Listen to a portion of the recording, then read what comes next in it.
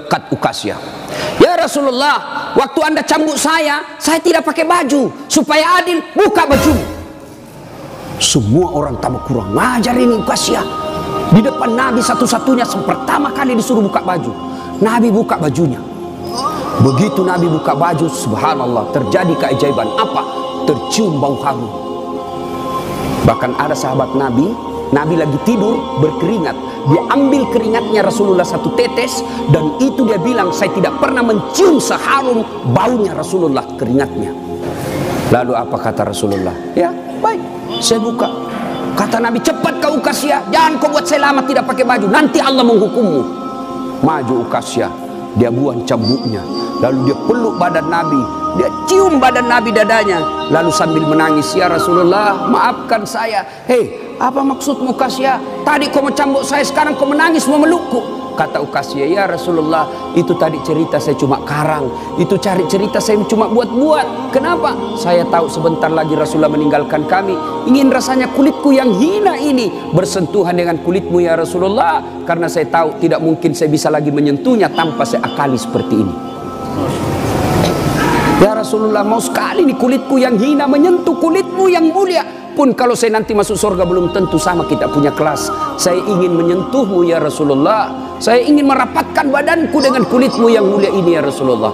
Nabi lalu meneteskan air mata dan berkata, saudara-saudara sekalian, kalau kalian mau tahu temanku di akhirat kelak, inilah karena cintanya kepada Rasulullah Muhammad sallallahu alaihi wasallam. Rasulullah luar biasa cintanya kepada kita. Lalu kalau Bapak cinta kepada Rasulullah, muliakan Rasulullah dengan cara apa? Pelihara warisannya. Apa warisan Nabi? Bukan istana. Apa warisan Nabi? Al ulama'u warisatul anbiya. Muliakan ulama, bapak-bapak polisi, gunakan kekuasaanmu untuk melindungi pewaris para nabi, bukan pewaris pejabat. Lindungi pewaris para nabi, supaya kalian nanti di akhirat ada yang bernyamamu, melindungimu ketika pada saat itu tidak ada lagi perlindungan. Salatullah salamullah ala toha rasulillah, salatullah salamullah ala yasin. Satu, jaga sholatmu. Dua, jaga perempuan di antara kalian. Maka bapak-bapak polisi jaga istri. Itu kewajiban bapak. Kewajiban bapak. Biar bapak hitam jidat gara sholat, Senin Kamis puasa, tahajud tiap hari, tadarus tiap maghrib, tapi istri tidak pakai jilbab, istri tidak sholat, istri tidak puasa Ramadan, maka bapak dulu yang masuk neraka. Ku ampusakum wa akhlikum nar. Itu makanya bapak didik istri. Bagaimana cara didik istri? Karena kita tidak punya waktu yang banyak, lebih banyak di jalan, kasihan. Bagaimana cara didik istri? Arahkan dia pergi majelis. Itu ada pengajian dek, kau pergi di sana. Bagaimana lagi caranya? Paling gampang, bapak tidur peluk-peluk dia, baru putarkan ceramahnya Dasat Latif. Judulnya apa? Kewajiban istri kepada suami. Sayang ke nonton kita. Langsung enak bapak, karena kalau bapak nasihati istri tidak masuk di akalnya. Agak toy tidak masuk, ya kan? Karena bapak lebih sering tipu istri daripada. Bagaimana dia percaya? Kita juga ibu, bagaimana tidak ditipu ki? Karena suka ki marah-marah. Jujur ki, marah kok ya lebih baik dibohongi kau supaya senang perasaanmu. Kenapa kau bohong? Selama ini kau bohong. Ku sayang kau, tidak mau kau luka perasaan, maka ku bohongi kau. Sekarang kau tahu ya itu takdir burukmu. Kan kita terpojok ki jadi bohong maki. Sama saya ada temanku SD, masih selalu kena telepon sampai sekarang. Cinta-cinta monyet dulu di kampung. Setelah saya lihat banyak viral, tambah populer kila dase.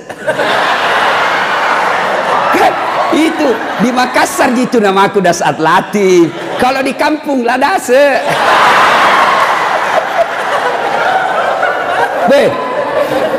Dia selalu lah telepon saya. Nggak enak kan? Nah tahu istriku, bawi perasaannya istri saya hormati sekali istri saya. Saya terima. Nggak enak. Saya blokir. Nah bilang kak nanti sombong. terpaksa ku tulis di situ HP ku, namanya penjual batu bata. Jangan kau shooting ibu, nanti sampai sama istriku. Bunyi itu telepon. Nah lihat istriku, Ustaz, ada panggilan tak? Dari siapa sayang? Penjual batu bata. Wah.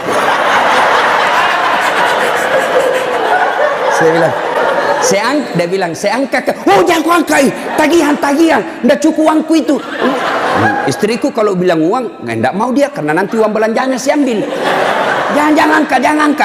Jangan angkat, Ustaz, jangan maki, belum cukup uang. Salah mak saya. Satu ketika saya pulang ceramah, bikinlah saya teh. Kan saya bikin sendiri. Saya tahu, oh sudah. Saya minum, kenapa nak asin ini? Barat salah kasih kah ini? Saya pergi lihat toples, tulisannya gula. Isinya, garam. Saya tanya istriku, sayang, kenapa ini tulis ki gula na isinya garam? Nah bilang, hepon tak juga, lain kita tulis lagi isinya.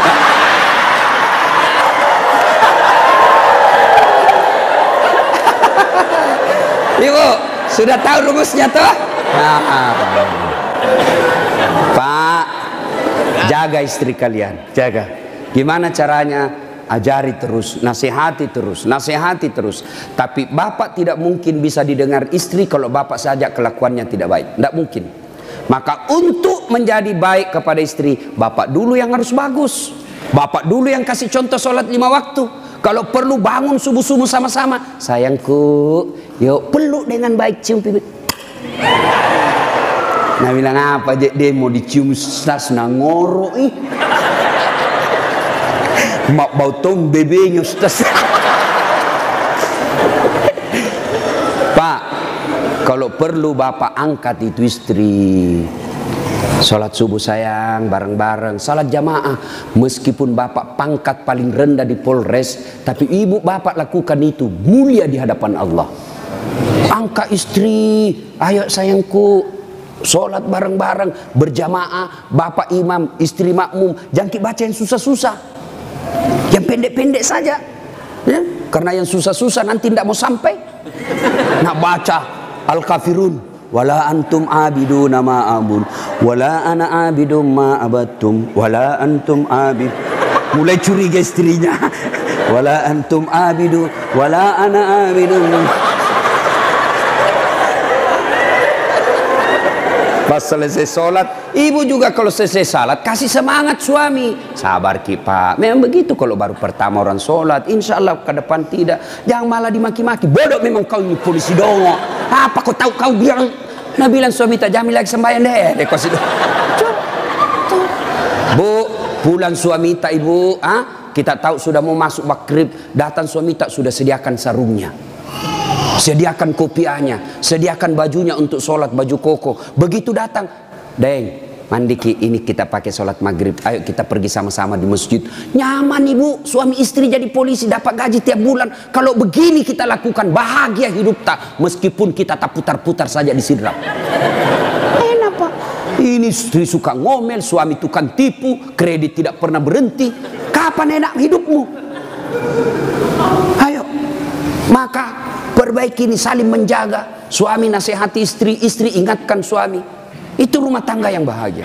Dan yang ketiga kata Nabi, ucapan yang beliau keluar dari bibirnya, ummati, ummati, ummati, umatku, umatku, umatku. Begitu sayangnya sama Nabi. Sayang Nabi sama kita. Nabi tidak mengucapkan Khadijah, Khadijah, Khadijah. Tidak. Nabi yang diucapkan ummati, umat kita. Apa di dunia saja? Tidak, sampai di akhirat pun Nabi seperti itu. Ketika hari kebangkitan tiba, Allah perintahkan kepada malaikat Jibril, Jibril, kau bangkitkan manusia paling mulia yang sangat aku sayangi, Muhammad sallallahu alaihi wasallam. Nabi Jibril setengah mati mencari, lalu Allah kasih keberkahan, makamnya Nabi keluar asap, didapat. Lalu bangkitlah Nabi. Ya seperti itu yang kita lihat di sirkus, ada manusia yang tiba-tiba naik saja ke permukaan. Lalu Nabi duduk, gosok mata. Jasadnya Nabi pak sampai detik ini tidak hancur. Seperti ketika beliau hidup, kulitnya tidak rusak, Pernah kan beberapa kali itu kan kuburnya Nabi jasadnya Nabi dicuri. Kan beberapa kali itu, 9 kali. Dan jasadnya pun sudah ratusan tahun meninggal, masih sama. Nah, bangun Nabi, gosok matanya. Lalu Nabi buka, nampak Jibril di depannya. Lalu Nabi berkata, Jibril, hari apa ini? Ya Muhammad, inilah hari kebangkitan yang pernah Allah janjikan kepadamu. Kira-kira kalau bapak bangkit seperti itu, bapak cari siapa? Mana kasihan anakku? Oh, mana itu istriku yang baik sekali? Apa Nabi cari keluarganya? Tidak. Nabi tidak berkata, mana bapakku, rindu saya mau melihat bapak saya yang tidak pernah saya lihat wajahnya. Tidak. Siapa yang Nabi cari? Aina ummati. Jibril, mana umatku? Kita yang dicari Nabi, Pak. Bayangkan, begitu cintanya Nabi kita. Nabi cinta di dunia sampai di akhirat. Nah sekarang, bagaimana kecintaan kita kepada Nabi? Kalau sahabat luar biasa cintanya kepada Nabi. Nabi sakit ujung akhir hidup beliau. Nabi datang ke masjid sholat subuh. Selesai sholat subuh, Nabi lalu naik pidato. Saudara-saudara sekalian, kita sudah bertahun-tahun membela agama Allah, hidup bareng bersama. Tentu ada yang pernah saya sakiti, baik yang sengaja maupun yang saya tidak sengaja. Kalau ada yang pernah saya sakiti dan saya tidak tahu, tolong balas hari ini. Daripada nanti di akhirat kau membalas, sakitnya berlipat-lipat. Sekarang saya minta balas sebelum saya meninggal. Suasana hening. Abu Bakar paling duluan menangis. Tanda-tanda Nabi sebentar lagi meninggalkan kita ini. Suasana hening. Tiba-tiba dari belakang ada sahabat Nabi namanya Ukasya. Hitam tinggi besar berdiri. Ya Rasulullah, saya pernah Anda sakiti. Semua orang balik. Kurang ajarnya ini Ukasya. Kapan? Waktu itu perang ya Rasul. Saya berada di sampingmu. Rasulullah mengendarakan onta. Onta Rasulullah menyambut ontanya. Saya di samping. Bukan onta yang kena, tapi saya yang kena. Saya mau membalas ya Rasul. Semua kurang ajar. Nabi lagi sakit mau membalas. Umar berdiri. Ukasya, kalau gatal tanganmu ingin mencambuk, saya kau cambuk sampai mati. Jangan Rasulullah. Kata Nabi, Umar, saya paham maksud baikmu, tapi dosa tidak boleh diwakili. Dosanya Kapolres tidak bisa diwakili Kasat Lantas. Tidak boleh. Mentang-mentang kita komandan ambil dosaku tidak bisa. Sudah. Bangkit lagi Abu Bakar.